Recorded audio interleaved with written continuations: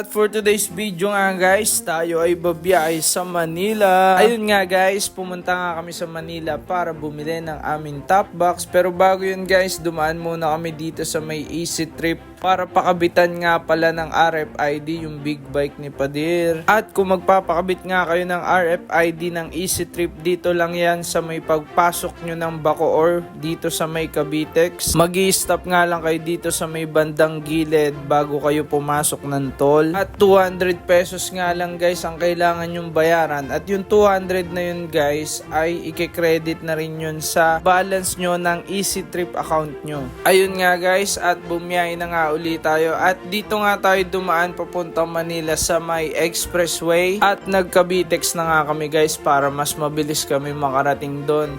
Talaga namang napaka-convenient kung dadaan kang expressway kasi kung sa usual na service road ka dadaan, kapag nagmotor ka, aabutin ka ng 1 and 30 minutes halos sa pagmamotor papunta pa lang sa Manila. At kung mag-expressway ka naman, kaya mong takbuhin lang ng 45 minutes, nandun ka na agad sa Manila. At napansin ko nga rin ngayon, compare noon na napaka-traffic talaga, ngayon ay medyo lumuwag-luwag na rin ang karsada dito sa Manila, dito sa along sa Rojas Boulevard.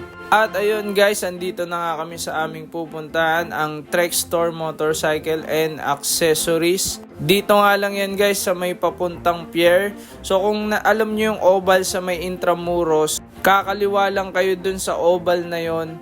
At konting papasok tapos kakanan kayo at makikita nyo na nga itong si Trextor. Pero pwede nyo rin yan i-search sa Google Maps guys, yung Trextor Motorcycle Gear and Accessories. Trusted na nga itong si Trextor dahil dekada na nga itong nagtitinda ng mga gamit na pang motor. At kami nga ng mga airpod ko, mga kuya ko, ay dito talaga kami nabili ng mga gamit namin na pang motor. Kasi compare talaga sa ibang bilihan ay mura naman talaga dito kay Trextor. Halos kapareho siya ng mga presyohan sa Shopee. Pero ang kagandahan dito guys ay makikita mo talaga yung mismong item. Kaya mache-check mo talaga kung ano yung mga matitipuhan mong item sa kanila. Kung mga motorcycle accessories naman ang bibili nyo, pwede nyo na rin agad ipakabit dito katulad nitong box. Kasi merong mga stop si Trextor na kinakabit na nila yung mga binili mong box sa kanila. At ayun guys, nakapagpakabit na tayo ng box. Siguro ito ay 54 liters yung size niyan. So yan ay hard plastic. So nagkakahalaga lang yan dito ng 4.2. Syempre meron yan discount kapag suki ka na. At meron pang mga pa-previous na binibigay yan si Trextor. So ayan, bagay na bagay talaga yung box at meron na tayong magandang lalagyan. So ayun guys, visit lang kayo dito kay Trextor pag may kailangan kayo mga gamit na pang motor. Alright!